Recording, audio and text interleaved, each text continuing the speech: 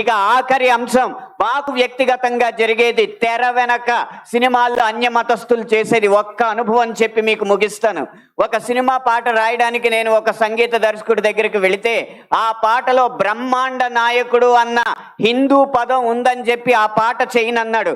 నువ్వు ఒక్క హిందూ పదం ఉందని చెప్పి పాట చేయనన్నావు కాబట్టి జీవితాంతం నువ్వు చేసిన ఏ పాటకి నేను రాయనని చెప్పి ప్రతిజ్ఞ చేసి 15 సంవత్సరాలుగా ఆ వ్యక్తికి నేను పాట రాయలేదు.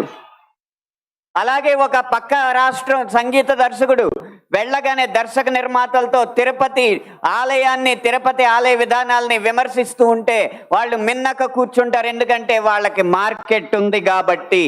ఇదే మనం గీత గీయాలి కింద.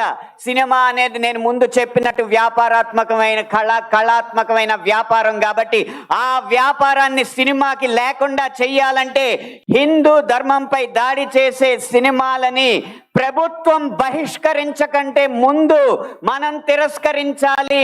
బహిష్కరణ కంటే తిరస్కరణే గొప్ప మార్గం. ముందు మనం తిరస్కరిద్దాం. వాటికి వ్యాపారం రాదు, డబ్బులు రావు.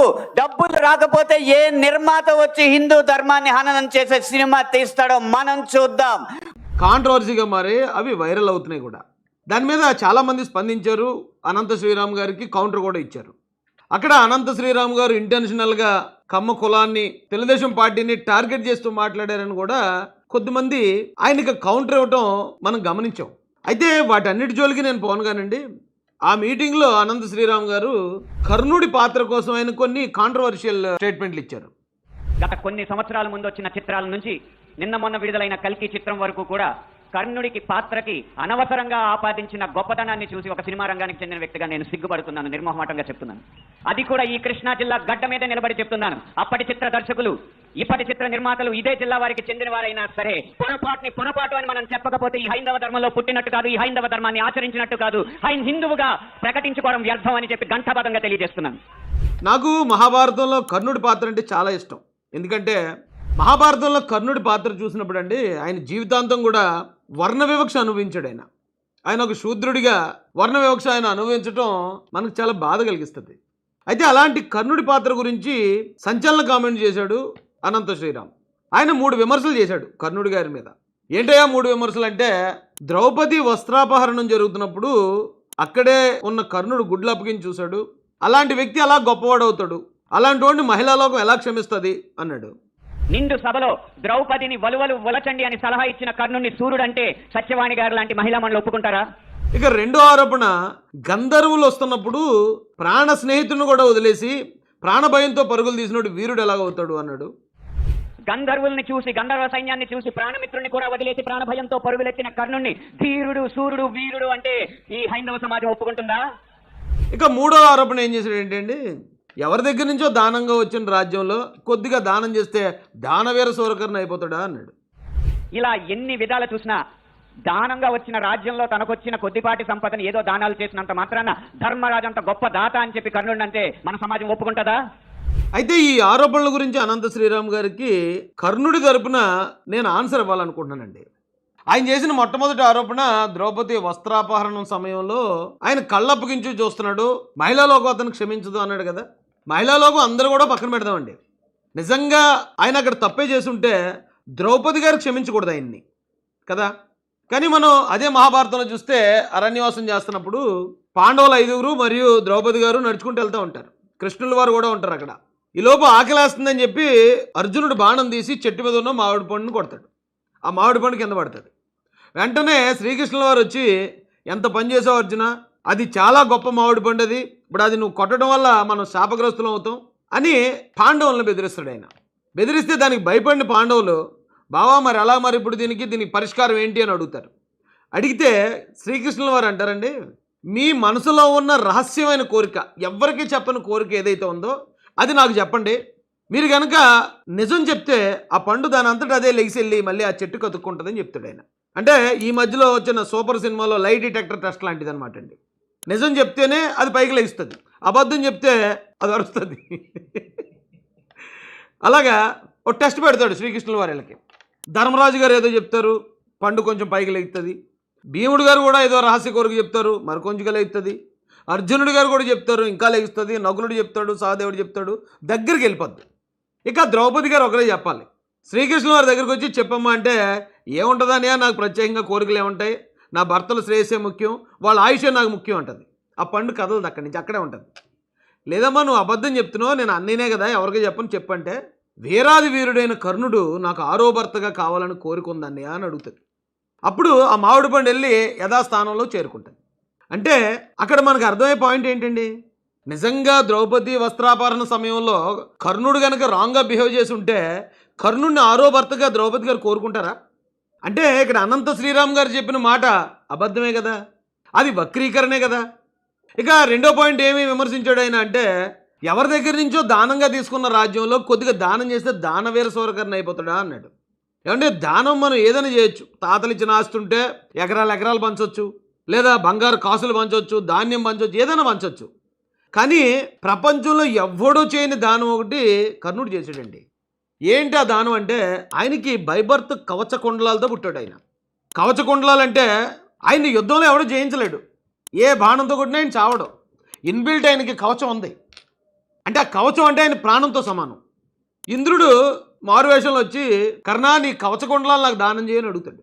అడిగితే ఏమాత్రం సంకోచించకుండా రక్తంతో పాటు, రక్త మాంసాలతో పాటు ఆ కవచ కుండలాలు తీసి ఇంద్రుడికి దానం చేస్తాడు. అంటే ఆయన ప్రాణాన్ని దానం చేసినట్టు. అంతకు మించిన దానం ఈ ప్రపంచంలో ఇంకెవడు చేసి ఉండడండి. దాన్ని బట్టి ఆలోచిస్తే అనంత శ్రీరామ్ చెప్పిన రెండో పాయింట్ కూడా అబద్ధం, వక్రీకరణ. ఇక మూడోది ఏమన్నాడు, గంధర్వులు వచ్చినప్పుడు ప్రాణ స్నేహితుడిని కూడా వదిలి ప్రాణభయంతో పరుగులు తీశాడు కర్ణుడు, అతను పిరుకోడు అన్నట్టు చెప్పాడు. ఏమంటే మహాభారత కాలంలో తిరుగులేని వీరులు ఎవరయ్యా అంటే ఒకటి శ్రీకృష్ణుల వారు, 2 అర్జునుడే. ఆ కాలంలో వాళ్ళిద్దరినీ జయించగలిగిన వీరుడు ఎవ్వడూ లేడు. కానీ కర్ణుడికి ముందే తెలుసు ఏదో రోజు వీళ్ళతో తలపడాల్సి వస్తుంది అని. కర్ణుడు దుర్యోధనుడి దగ్గర చేరుతున్నప్పుడే తెలుసు. దుర్యోధనుడు కూడా క్లియర్గా చెప్తాడు, నా ఆపోజిట్ టీంలో అర్జునుడు ఉన్నాడు, బాణాలు వేస్తాడు, నువ్వు కూడా ఆయనకి వ్యతిరేకంగా ఉండాలి అంటే ఎస్ నేను వాళ్ళతో పోరాడతానని ఆయన ఒప్పుకునే దుర్యోధనుడితో చేరాడు. ఆయన చేరడం మాత్రమే కాదండి, కురుక్షేత్రంలో కృష్ణార్జునుల ఇద్దరి మీద తలపడ్డాడు. ఆయన తలపడితే అక్కడ మీకు ఒక సీన్ గుర్తుండే ఉంటుంది. అర్జునుడు బాణం వేస్తే కర్ణుడి రథం 10 అడుగులు వెనక్కి వెళ్తుంది, కర్ణుడు బాణం వేస్తే అర్జునుడి రథం 2 అడుగులు వెనక్కి వెళ్తుంది. అప్పుడు అర్జునుడు శ్రీకృష్ణులతో ఇలాగంటాడు, చూసావా బావా, మనం దెబ్బ కొడితే 10 అడుగులు వెళ్ళాడు, ఆడు కొడితే మన 2 అడుగులు వెళ్ళింది, చూసావా మన పౌరాన్ని అడుగుతాడు అర్జునుడు. అప్పుడు శ్రీకృష్ణుల వారు చెప్తారు, అర్జున ముల్లోకాల్ని ఏకం చేయగలిగిన నేను నీ రథం మీద ఉండగా, ఈ రథం మీద ఆంజనేయ స్వామి జెండాపై కపిరాజు ఉండగా నీ రథం అగ్నితో తయారైంది, అయినా కూడా ఇంత బలాన్ని కూడా 2 అడుగులు జరిగేలా కొట్టాడు సామాన్యుడు, మామూలుడు కాదు కర్ణుడు అని చెప్తాడు. అంటే అంత వీరుడండి అతను. అలాంటి వ్యక్తిని పట్టుకుని పిరుకోడుగా చిత్రీకరిస్తున్నాడు అనంత శ్రీరామ్.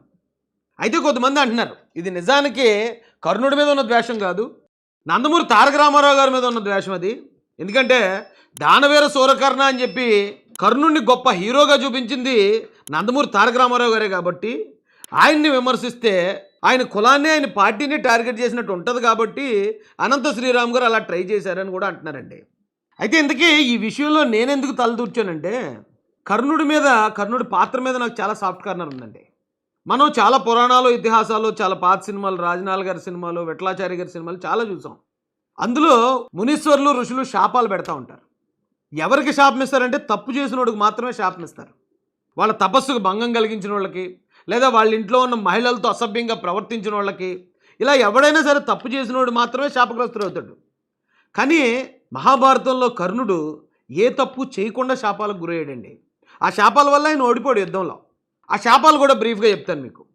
ఆయన చిన్నప్పుడు విలువిద్య నేర్చుకోవాలని పాండవుల గురువైన ద్రోణాచార్యుడి దగ్గరికి వెళ్తాడు. అయ్యా నేను మీకు శిష్యరికం చేద్దాం అనుకున్నాను, నేను కూడా విద్య నేర్చుకుందాం అనుకున్నాను అంటాడు. అంటే ద్రోణాచార్యుడు అంటాడు, చూడు బాబు కర్ణ, నేను కేవలం క్షత్రియులకు మాత్రమే విద్య నేర్పిస్తాను, శూద్రులకు నేను నేర్పించనయ్యా అంటాడు. అంటే బాధతో ఆయన వెనుదిరుగుతాడు కర్ణుడు. అరే వర్ణం వల్ల మనం ఇంత దెబ్బ అయిపోతున్నామా అని చెప్పి ఆలోచిస్తూ ద్రోణాచార్యుడు గురువైన పరశురాముడి దగ్గరికి వెళ్తాడండి. పరశురాముడి దగ్గరికి వెళ్ళి, అయ్యా నేను ఇలా మీకు శిష్యరికం చేద్దాం అనుకుంటున్నాను, మీ దగ్గర విద్యలు నేర్చుకోవాలనుకుంటున్నానంటే అప్పుడు పరశురాముడు అడుగుతాడు, బాబు ఏ వర్ణం నాయనా నీదని. ద్రోణాచార్యుడు ఓన్లీ క్షత్రులకే నేర్పిస్తాడు, ఇక్కడ పరశురాముడు ఓన్లీ బ్రాహ్మణులకు మాత్రమే నేర్పిస్తాడు. ఆ విషయం కర్ణుడికి తెలుసు. అప్పుడు కర్ణుడు అంటాడు, నేను బ్రాహ్మణుణ్ణి అంటాడు. ఎందుకంటే శూద్రుణ్ణి అంటే మరి ద్రోణాచార్యుడు నేర్పించలేదు కదా, ఈయన కూడా నేర్పించడేమో అని. నేను బ్రాహ్మణుడిని అని అబద్ధం చెప్తాడు. అబద్ధం చెప్తే పరశురాముడు తన విద్యలన్నీ కూడా కర్ణుడికి నేర్పిస్తాడు. నేర్పించినప్పుడు ఒక రోజు అలసిపోయి పరశురాముడు కర్ణుడి తొడ మీద తల పెట్టుకుని నిద్రపోతూ ఉంటాడు. నిద్రపోతున్న సమయంలో ఇంద్రుడు కందిరీగ వేషంలో వస్తాడు. వచ్చి కర్ణుడి తొడని గాయపరచడం మొదలు పెడతాడండి. గాయపరచడం మొదలుపెట్టి తొలిచేస్తూ ఉంటాడు. దాని నుంచి రక్తం ధారగా వచ్చి నిద్రపోతున్న పరశురాముడికి తడిగా తగులుతాడు. ఆ తడికి పరశురాముడు నిద్రలేసిపోతాడు. నిద్రలేసిపోయి చూస్తే మొత్తం అంతా రక్తసిక్తం అయిపోయి ఉంటుంది. చూస్తే ఏంటి కర్ణ ఏం జరిగింది అంటే, ఏం లేదు గురువర్య, మీరు నిద్రపోతున్నారు, ఇంకో పక్కన ఈ కందిరీగ నన్ను తొలిచేస్తుంది పట్టుకుని, మీ నిద్రకు భంగం కలగకుండా ఉండడానికి నేను ఓర్చుకుని కూర్చున్నాను అంటాడు. అక్కడ వేరే ఎవరన్నా అయితే శభాష్ శిష్య, నీకు ఇంకా ఎక్కువ శక్తులు నేను దారిపోస్తున్నాను అంటారండి. కానీ అక్కడ పరశురాముడు గారు ఏమన్నారంటే, ఇంత రక్తసిక్తం అవుతున్నా తట్టుకోవటం ఒక బ్రాహ్మణుడికి సాధ్యం కాదు, కాబట్టి నువ్వు ఖచ్చితంగా బ్రాహ్మణుడు కాదు, నువ్వు బ్రాహ్మణుడు నాతో అబద్ధం చెప్పి నా దగ్గర విద్యలు నేర్చుకున్నావు, నీకు సరైన సమయానికి విద్యలన్నీ జ్ఞాపకం లేకుండా పోతే మర్చిపోతావు అని శాపం పెట్టాడు. అక్కడ కులం చూసి శాపం పెట్టిన పరశురాముడు గారిది తప్ప, గురువుగారి నిద్రకు భంగం కలగకుండా ఉండటానికి అంత బాధ భరించిన కర్ణుడి గారికి తప్ప అండి. మీరే ఆలోచించండి. ఇక రెండో శాపం ఎప్పుడు వచ్చిందంటే, ఈయన రథం మీద వెళ్తూ ఉంటాడు కర్ణుడు. రథం మీద వెళ్తూ ఉంటే చిన్న పాప ఏడుస్తూ ఉంటుంది రోడ్డు పక్కన. జనరల్గా రాజులు ఎవరైనా పట్టించుకుంటారా? రథం వేసుకుని పోతారు, ఎవరో ఎడుతున్నారు ఎందుకు మనకెందుకు లేని. కానీ ఈయన అలా కాదు. రథాన్ని ఆపి రథం నుంచి కిందకి దిగొచ్చి ఆ పాప దగ్గరికి వెళ్ళి, ఏమో ఎందుకు ఏడుస్తున్నావు అని అడుగుతాడు. అప్పుడు ఆ పాప చెప్తుందండి, మా అమ్మ నన్ను నెయ్యి కొనుక్కురమ్మందండి, ఆ నెయ్యి కొనుక్కుని వెళ్తున్నాను, అది ఇక్కడ కింద మట్టిలో ఒలిగిపోయింది, ఇప్పుడు ఇంటికి వెళ్తే మా అమ్మ నన్ను తిడుతుందని ఏడుస్తూ ఉంటుంది. అప్పుడు ఆ పాపను ఓదార్చిన కర్ణుడు, రా నీకు గిన్నె నిండా నేను నెయ్యి ఇప్పిస్తాను రామ్మ అంటే, లేదు నాకు ఈ నెయ్యే కావాలని పట్టు కూర్చుంటుంది ఆ పిల్ల. ఏమో ఆ చిన్న పాప వెనకాల ఏమైనా మాయల మంత్రాలు ఉన్నాయేమో మనకు తెలీదు. అప్పుడు కర్ణుడు ఏం చేస్తాడంటే, అతను ఎలాగా బలశాలి కాబట్టి ఆ నెయ్యి ఎక్కడైతే ఒలిగిపోయిందో ఆ మట్టిని తీసి ఆ మట్టిని ఇలా పిండటం ద్వారా ఆ నేతిని ఆ గిన్నెలో పోస్తాడు. తనకి సంబంధం లేని ఒక పాప ఏడుస్తుంటే ఆ ఏడుపు మానిపించడం కోసం పనిచేసాడు ఆయన. కానీ ఆ కారణంగా భూదేవి అక్కడ ప్రత్యక్షమై, కర్ణ నువ్వు నన్ను బాధ పెట్టావు కాబట్టి యుద్ధ సమయంలో నీ రథం నాలో కూరుకుపోద్ది, ఆ రథాన్ని నువ్వు బయటికి తీయలేవని శాపం పెడుతుంది ఆవిడ. ఒకసారి ఆలోచించండి, అందులో కర్ణుడు చేసిన తప్పే ఉంది. ఇక మూడోదిగా ఈయన బాణాలు వేయటం ప్రాక్టీస్ చేస్తూ ఉంటాడు కర్ణుడు.